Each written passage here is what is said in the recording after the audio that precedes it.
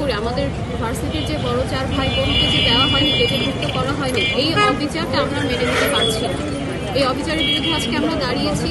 অনতিবিলম্বে তাদেরকে গেজেটভুক্ত করা হোক, সসম্মানে তাদেরকে চাকরিতে বহাল করা হোক, এবং আমরা জানি justice delay justice deny.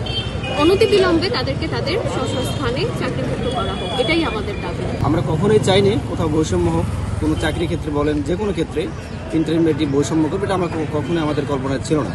But recent যেটা হয়েছে, এটি আমাদের বড় ভাই সব বাংলাদেশের বিভিন্ন বিশ্ববিদ্যালয়ে যারা গেজেটেড হয়েছিলেন, রিকমেন্ডেড হয়েছেন, তারা বাদ পড়ে গেছে।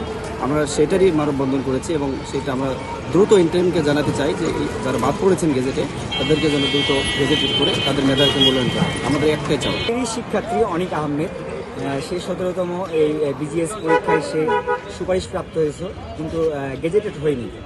এটার কারণ আমি যতটুকু শুনেছি যে তার পরিবার আওয়ামী রাজনীতির সাথে যুক্ত ছিল। তো আমার কথা হলো, তার পরিবার আওয়ামী রাজনীতির সাথে যুক্ত ছিল, কিন্তু সে ব্যক্তিটা অনিক আহমেদ, সে তো আমাদের জুলাই যোদ্ধা ছিল, এবং আমরা নিজেরা হলাম আই উইটনেস, কারণ আমরা তার সহপাঠী, আমরা নিজেরা আই উইটনেস। সে আমাদের আন্দোলনে সক্রিয়ভাবে ভূমিকা পালন করেছে।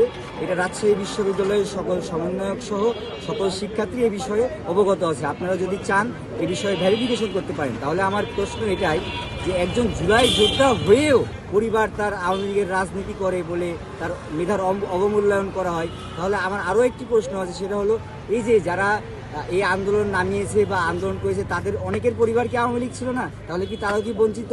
আমরা দেখতে পাই যে আওয়ামী লীগের সাথে ঘনিষ্ঠ সম্পর্ক ছিল পরিবারের এমন লোকজনও বর্তমানে উপদেষ্টা মণ্ডলীর সদস্য হিসাবে উপদেষ্টা পরিষদে আছে, বিভিন্ন মন্ত্রণালয়ে আছে, যারা বিভিন্ন এমপি মন্ত্রীর দুর্নীতিগ্রস্ত যারা এমপি মন্ত্রী ছিল, তাদের যারা সচিব ছিল, তারাও কি তাহলে আওয়ামী লীগের দোষর ছিল না হিসাবে? কিন্তু তারাও বর্তমানে তবিয়তে বহাল রয়েছে।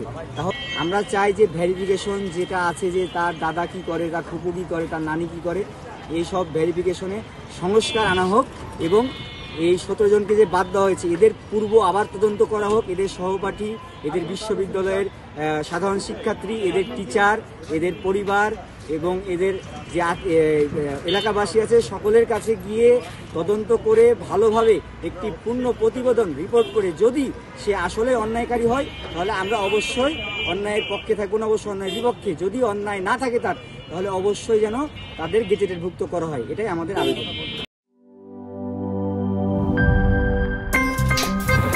আমার একটা স্মার্ট সিদ্ধান্তে 25% গ্যাসের খরচ কমেছে। ভাবছেন কিভাবে? সাধারণ গ্যাস স্টোভ বদলে আমি এনেছি আরএফএল গ্যাস স্টোভ। এর সাইন্টিফিক নজল ও ব্রাস বার্নার ক্যাপ সমানভাবে তাপ ছড়িয়ে রান্না করে দ্রুত, তাই গ্যাসও বাঁচায় 25%, টাকাও বাঁচে 25%। আরএফএল গ্যাস স্টোভ নিরাপদ ও গ্যাস সাশ্রয়ী।